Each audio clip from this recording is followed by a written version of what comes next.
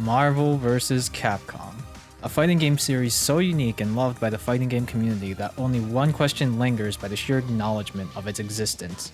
It's Wooly! He's yelling something! The games are recognized for its super fast-paced gameplay, colorful and vibrant presentation, and of course many characters from both the Marvel and Capcom side that you can choose to engage in combat with. So you can have a little robot boy go against whatever Blackheart is. Select 2 or 3 characters from the Marvel or Capcom universe to team up and fight against other fighters in the same two universes. Honestly, that alone makes me want to jump in and kick some superhero butt. The games allowed for so many cool combinations of super freaks to fight against each other in these dream scenarios. There is no explanation to this either. No story, no background information, nothing. The reason for these characters to meet and team up were never explained inside their game world, but would happen through partnerships and agreements.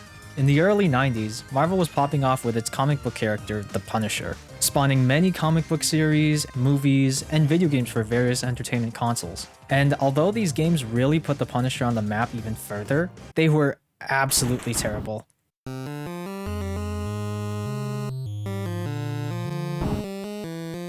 The games didn't reflect the brutal and violent nature that the Punisher exuded. Marvel wanted to make a game that actually captured the Punisher properly. And what better way to do that than to find a company that made visually stunning games at the time to do justice for their beloved character. So they turned over to our good friend Capcom and said, please make an awesome beat 'em up game for one of the coolest people we've ever made. To which Capcom replied, sure, why not? And bam! In 1993, the Punisher arcade game was made for the CPS, or Capcom Power System, an arcade system board developed by Capcom, and thus the teaming of the two biggest entertainment companies would begin. These two would team up to make a few fighting games for Capcom's new arcade system board, the CPS2. These Marvel licensed games would feature so many gameplay concepts, such as air combos, or aerial raves in the Japanese versions, super jumping, and hyper combos that made these games stand out against other arcade fighting games. The first two games were X-Men Children of the Atom and Marvel Superheroes. These games followed a traditional one-on-one fighting game format with an all-Marvel cast, beating a certain number of characters before reaching the final boss. Pretty much a standard fighting game, but with comic book characters. But in their next game, they would finally merge Marvel and Capcom characters together for the first time ever. This game was X-Men vs. Street Fighter, released in 1996. This game featured a select number of characters from X-Men Children of the Atom, along with a few new faces to the series, and some from the Street Fighter series on the Capcom side. This was the start of the 2 vs 2 tag team format and broken gameplay that people would begin to love from the crossover games. Then, a year later, Marvel Superheroes vs. Street Fighter was released in 1997, clashing characters from the Street Fighter series against characters from the first two Marvel licensed fighting games. This game was intended to tone down some of the craziness seen in the previous games, which was pretty much addressing the number of infinite combos every character had. But that meant there would only be 2 or 3 viable characters to even have fun with. People did not like the change, but loved how busted Capcom's previous games were. It wasn't a terrible game per se, but Marvel Superheroes vs. Street Fighter felt like a reskin of X-Men vs. Street Fighter, with a more tame roster, even though it did have faster gameplay and a new assist feature that let you call on your partner to attack your opponent. It was at that moment that Capcom had an epiphany. If people loved how broken and freeing our previous game was, why try to fix what was already fun in the first place? Little did they know, they would be cooking up one of their most beloved series to this day. From now on, let's go for the fast-paced gameplay we've done before. Let's go balls to the walls busted. Let's go crazy. Marvel vs. Capcom! Marvel vs. Capcom Clash of Superheroes, initially released in 1998 in arcades, was the first to feature a cast of Marvel and Capcom characters from different franchises of their respective company. In Marvel vs. Capcom, you had a separate character act as your assist character, and supers that allowed both teammates to be on the screen. They made the game a lot crazier than previous installations. Now you have to ask, how did other people even play this game? Well, these games were in fact ported to home consoles for more people to enjoy. For these previous arcade games, they would eventually be ported to the Sega Saturn and the Sony PlayStation a few years after its arcade release. More so for the Sega Saturn and not so much for the Sony PlayStation. Why do I say that? In 1996, when X-Men vs. Street Fighter released, Capcom said in a press conference that the console port of this game would only be exclusive to the Sega Saturn. But because they were being accused of favoritism for the Sega Saturn, they would retract their statements and promise a port for the Sony PlayStation. The Sega Saturn version even played nearly identical to the arcade version with the help of a 4MB memory expansion pack that you could just plug into the console and seemingly get more RAM. Without it, you just get booted into a screen that asks you to insert the memory expansion pack. But the PlayStation would instead feature a one-on-one version of the game and advertised as EX editions to further separate itself from the arcade version. This trend continued until Marvel vs. Capcom released, which was ported to the Sony PlayStation and the Sega Dreamcast. The Sega Dreamcast version of this game played and looked nearly identical to the arcade version, but the Sony PlayStation version still played like a traditional one-on-one fighting game. What's most interesting about this port is that it was released a few months before Marvel vs. Capcom 2: New Age of Heroes was released in Japan. So there had to be some sort of overlap during the development of this port so that Capcom wouldn't fall into the same pattern. And now we'll look into Marvel vs. Capcom 1 EX Edition for the Sony PlayStation, compare this version against the arcade version, and look into what was influenced from its sequel to make it stand out as its own game.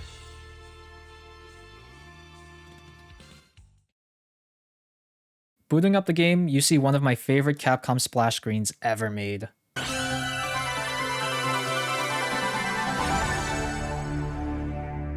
And then jump scared by half a face. Then its intro starts playing, and here you can see one of the differences this game has to the arcade version right away. The PS1 version of the intro loses a lot of its visual flair seen in the arcade or Dreamcast version. You don't get to see any of the distracting yet pretty flashes, or any of the fighting previews. This also means that the PS1 intro advertises gameplay that you never see before you even start the game. The characters' animations also take a dive in the PS1 version. This was present in the previous games too, where about a fraction of their animation frames got used.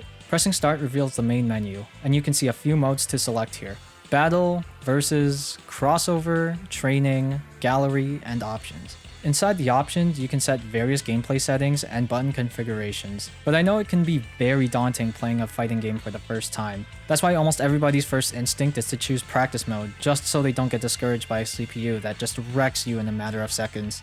And I gotta say this now, but I really do like these loading screens. The PS1 version was the only version that even had loading screens, but they were super creative this time compared to just text on a screen that previous games got. The whole half-face theme the game has going was pretty cool to me. I especially like Ryu's loading screen because you can see his different forms he can change into. But loading into the character select screen, you have a wide range of fighters to choose from. A bunch of characters from the Marvel comics, and characters from different Capcom series, such as Street Fighter, Darkstalkers, and Cyberbots. It even has characters like Mega Man, Captain Commando, and Strider Hiryu, who's gotta be the coolest looking character on the screen. But why do I care? I don't care. After selecting your character, a bunch of mode types start getting shoved in your face. But right now, let's just load into the game, ignore the training menu, and get ready to fight. Marvel vs. Capcom is a 6-button fighting game with very loose button timings. You can do certain starter combos by following a chain combo sequence, and perform special moves by inputting directional motions, followed by an attack button. You can upgrade these to hyper combos if you press 2 specific buttons at the same time. Combining these together gives you some high damaging combos. And of course, you can tag in your partner and work with a different set of moves. But that's how the regular Marvel vs. Capcom is played. Now, as you can see in the PS1 version, you only have one health bar to fully show that you'll only play in a one-on-one fight. But that doesn't mean you can't call your partners in. When you select your main character, you then have to select the type of hero by your side. You can choose from either partner heroes or special heroes. Partner heroes are essentially characters from the main roster that you can choose to fight alongside you. You can even choose your partner to be your main character as well. In the arcade version, these are the characters you can tag in and out, essentially giving you 2 characters to fight as. But the PS1 version still gives you a single health bar for your main character, and your partner's name right below it, and having it appear blacked out. So your partner's there, but you can't switch to them at all. The only thing they can do is be available for a dual hyper combo and a variable counter. But that's it. Even when you try to call them in for a variable cross, it just ignores your partner and calls in your opponent to fight alongside you. Again, this is because the PlayStation 1 couldn't handle having many different characters on the screen, so they had to cut corners and use the characters that were already there instead. In contrast, special heroes are guest characters from different Marvel comics or Capcom series to fight alongside you. These characters would be your variable assist partners seen in the arcade version, but instead of having them be randomly chosen for you, the PS1 version lets you choose what partner you want to select. But the time to do so is very quick, so you're not going to have the chance to even see all of the characters before the game picks one for you. During a fight, your special hero's icon can be seen under your main character's portrait. Unlike partner heroes, you can actually call your special partner in the same way you call your assist character. But the thing is, they can be called as many times as you want. There's no limit to how many times you use them. The regular version had assists that limited its number of uses, and the number of uses were different depending on the character chosen. In the PS1 version, you could just spam the assist command and stay away from your opponent. It's especially cheap if you choose Juggernaut as your assist character, just because of how quick he comes out and how much space he takes up. Other than that, you can also use variable cross with special heroes. But instead of taking control of your second character, your assist just keeps performing attacks while you have unlimited meter. Special heroes can also be used for variable counters, but not for dual hyper combos. I should also mention that variable counters for both the special and the partner heroes do not consume a bar of meter like in the original game.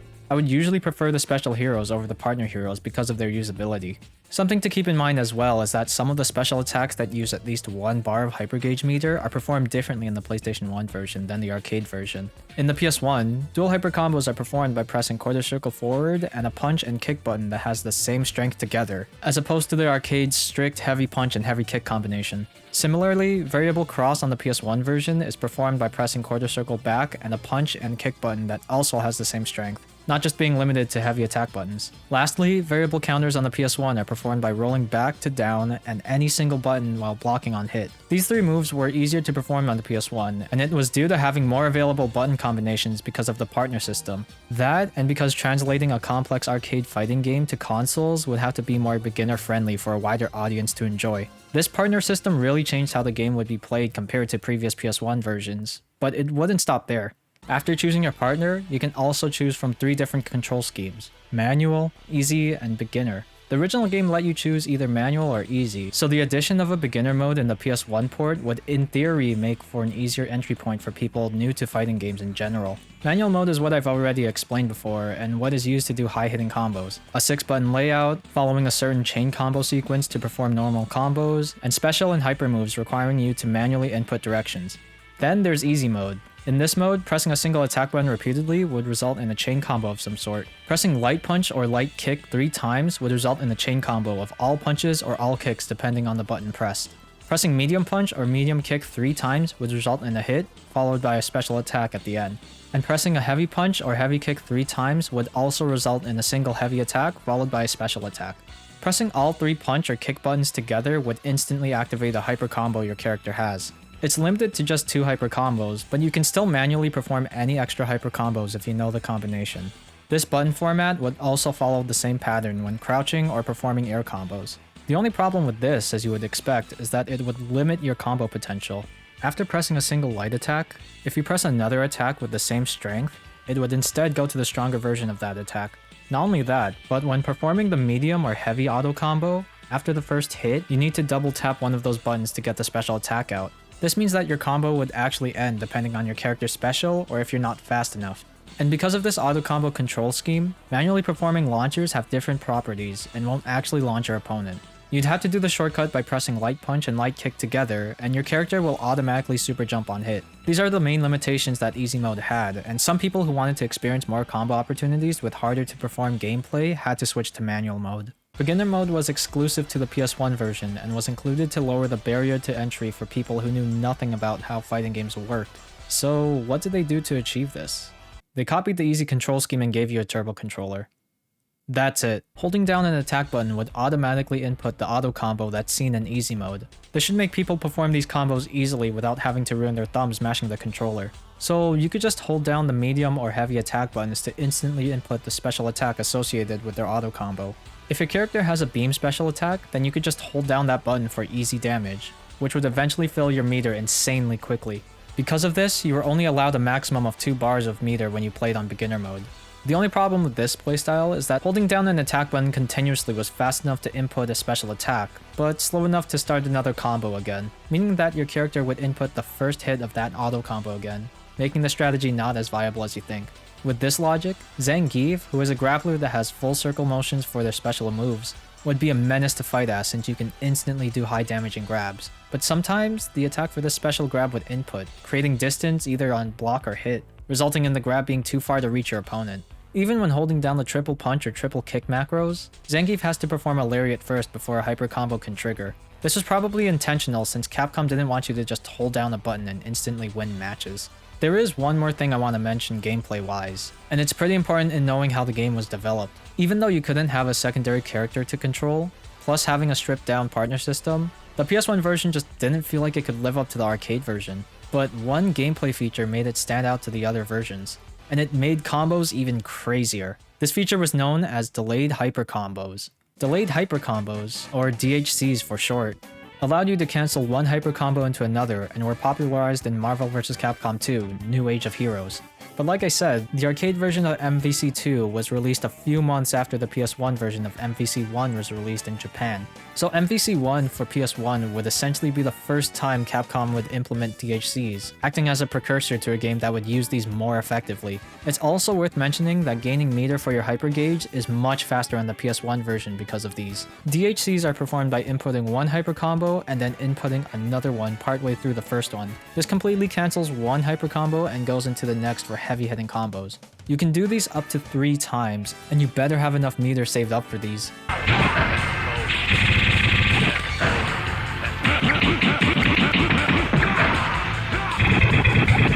You can even cancel a hyper combo into a dual hyper combo if you wanted. So doing this with 2 gambits will instantly get you a 99 hit combo.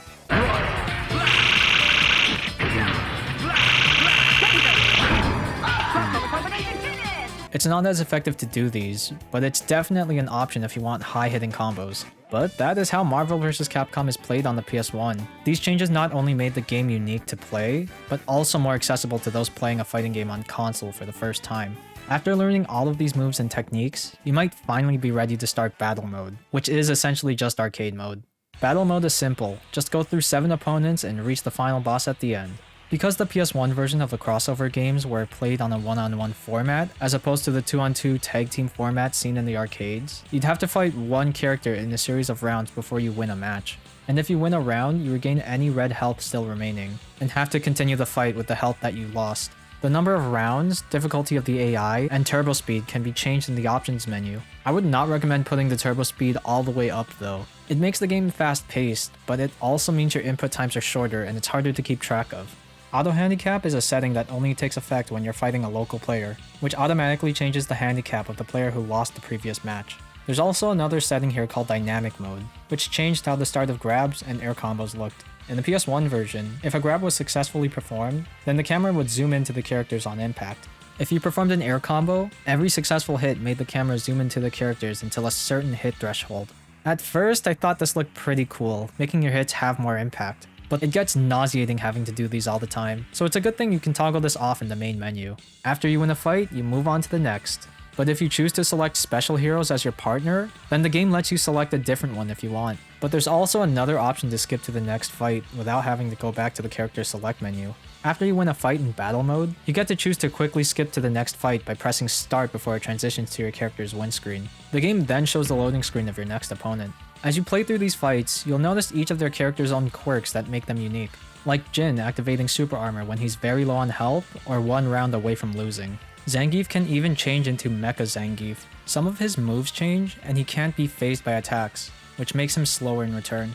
You can do this during a fight, or start with him through the character select screen by holding select while choosing Zangief. Ryu even has a form change as seen in the loading screen. He can change into Ken's, Akuma's, or his own moveset at the cost of 1 bar of meter per change. You can even choose your form in the character select screen. Just hold select, then choose Ryu to start as Ken, or hold start, then choose Ryu to start as Akuma. And yes, you can even do a 3 meter Raging Demon if you so please.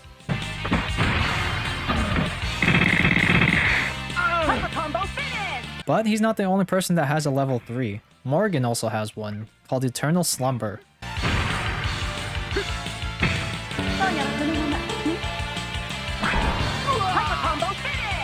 It's inputted differently and has to be one of the best moves in the game, but it kinda sucks how this is the only game where she gets this move.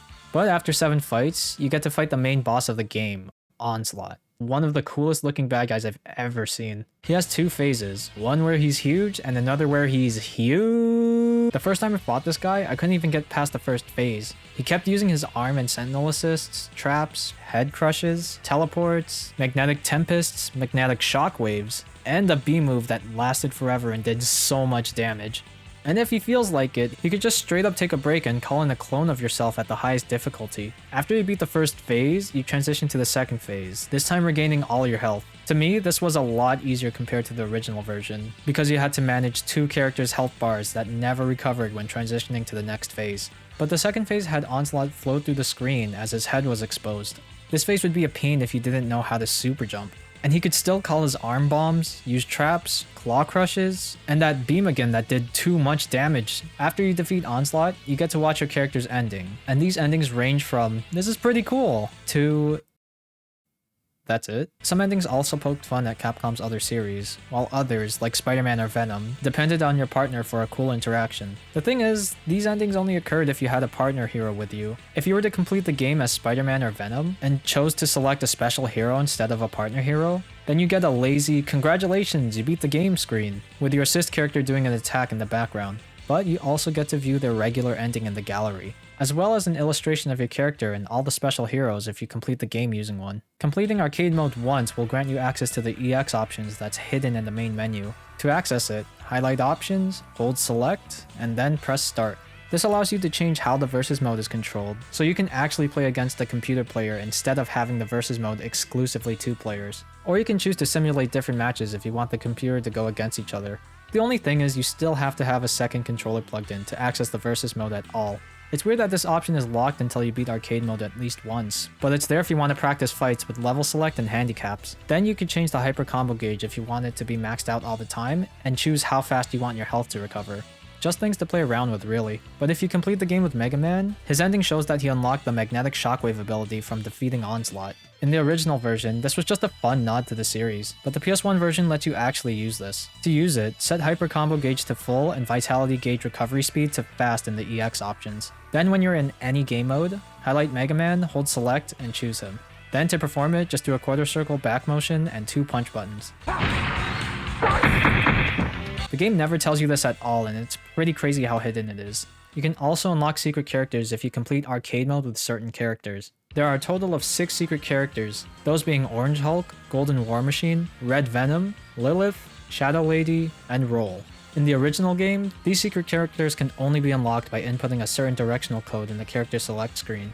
But in the PS1 version, all you had to do was complete arcade mode as the original version of these characters, and then Mega Man to unlock Roll. But these characters aren't just palette swaps. They act as completely new characters with different properties and special moves. Orange Hulk is just like regular Hulk, but this version doesn't have super armor and his normal attacks are much faster, making his combo potential better.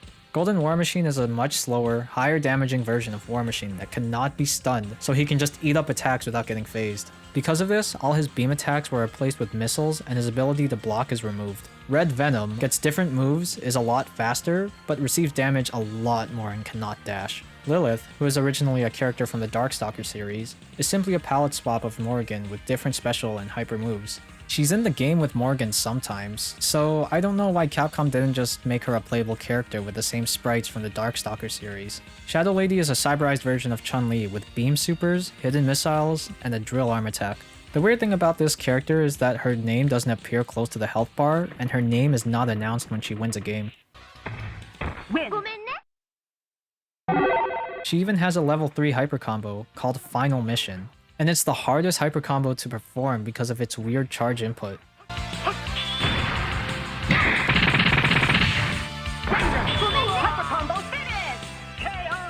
And finally, there's Roll. I hate her. She's a tiny, low-damaging joke character with some special moves taken from Mega Man. And she's awful not only to fight against, but to play as too. What's weird about these secret characters, excluding Roll, was that they were all godlike, even more than the regular characters. The secret characters just made it easier to do infinites, effectively making the game super broken. But hey, that's Marvel, baby! You also get secret partner heroes just by completing arcade mode with one. You get Sentinel and Shadow, but they weren't that great as assists, so they're there. You can actually run into these secret characters while playing arcade mode, before you even complete the game with a character. They'll appear on the 7th fight if you meet specific conditions. Each secret character has their own condition, such as beating all previous fights with a hyper combo finish, or a dual team attack finish without losing a character or round even once. The original version only had these 6 playable characters, but the PS1 version had one extra secret character, and it's none other than the final boss of the game, In the Dreamcast version, he's playable in his own mode if you've unlocked all secret characters. You can fight against another player or with CPUs in an unlimited survival type game mode. But in the PS1, he's playable in the arcade and training modes, which is nice if you want to see what moves he can do before getting into a real fight. And let me tell you, he is very fun to play as. First of all, he's super fast with normal movement, so it's good that he only teleports when you're fighting against him. All your normals call in an arm bomb assist, but pressing medium punch and medium kick together calls in a sentinel assist. You also get some of your own magnetic tempests, head crushes, teleports, and traps. For the hyper combos, Onslaught has his insane beam super and the magnetic shockwave. Then he can choose to summon a clone of your opponent for a small amount of time, this time consuming 2 bars of meter. You can fully control this character and even use hyper combos in this state. Not only that, you can even play in the second phase too. Again, having your own assists, traps, crushes, beam supers, and beam hyper combos.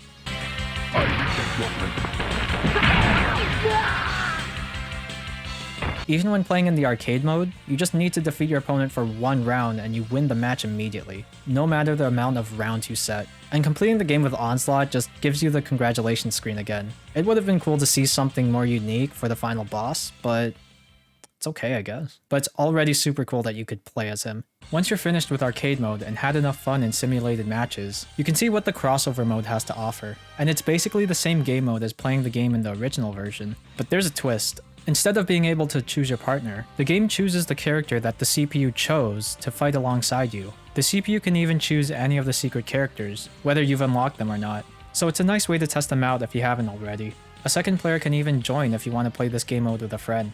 And you've probably seen it already, but it's because of this mode that characters have 2 additional colors in the case you want to choose your opponent's character. And I freaking love these additional colors. Some characters who originally had a blue palette also got a red, green, and black variation, but the other characters that had a complex original color palette would get these unique colors that were pretty to look at. And yeah, some colors from the Marvel side were recycled from previous games, but I still loved them and I would choose them over the regular colors. These colors are unique to the PS1 version, and everyone gets their own color set. And when I said this game mode played like the original, I mean it really did. Assists were random and you could call them a limited amount of times. Gaining meter was restored to its regular speed. Variable counters costs meter again and can only be performed with back to forward heavy punch and heavy kick together.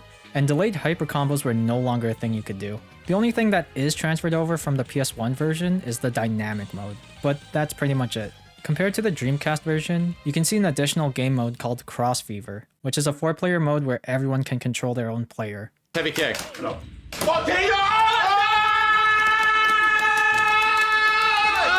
Just imagine 3 other people playing a tag team fighting game, where each of you control their own character.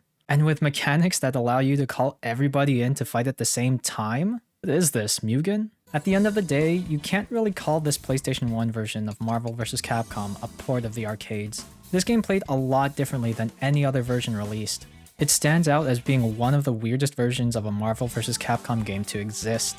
Now, I know X-Men vs. Street Fighter and Marvel Superheroes vs. Street Fighter, both for the PS1, had similar limitations, but this game had a bit more to add than the other two.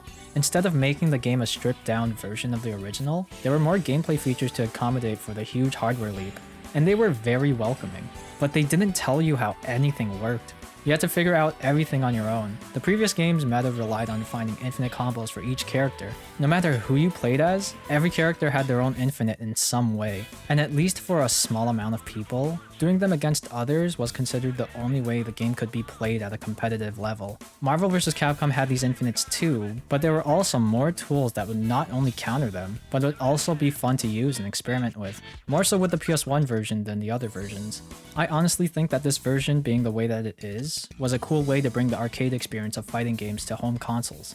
It wasn't exactly a one-to-one translation, but it was crazy in its own way.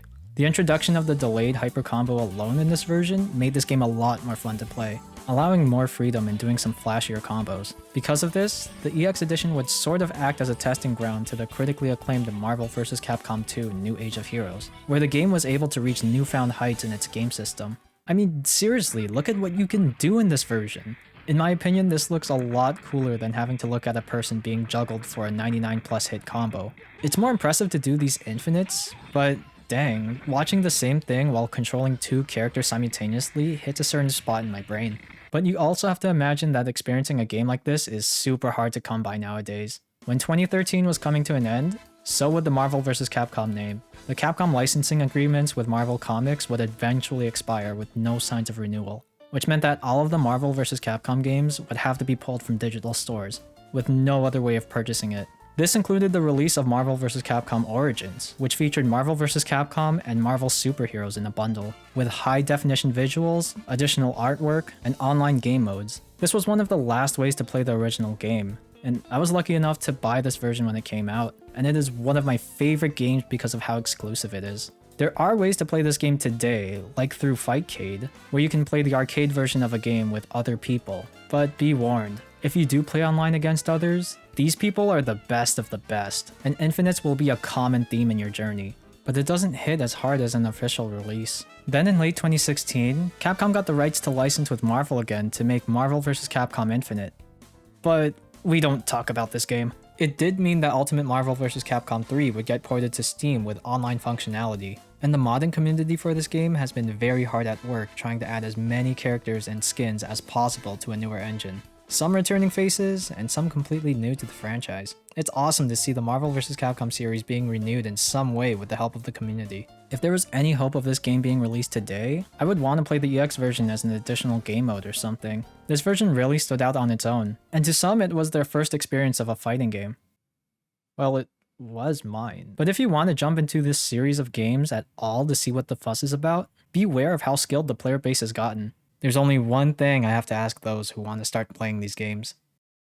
You want to learn how to do a infinite? Medium, heavy, punch, light kick, medium, light punch, medium punch, light kick, heavy punch. Ah!